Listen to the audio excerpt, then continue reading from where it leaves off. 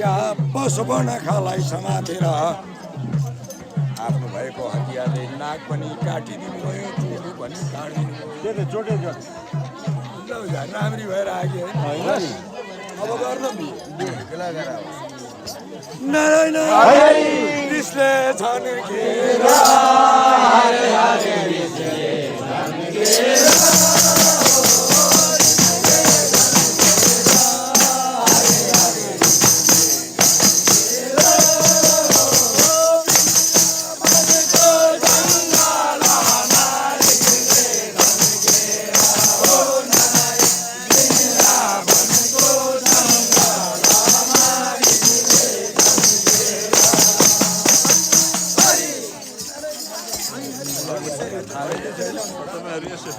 राम्रो भएको अलि साइड गरौँ।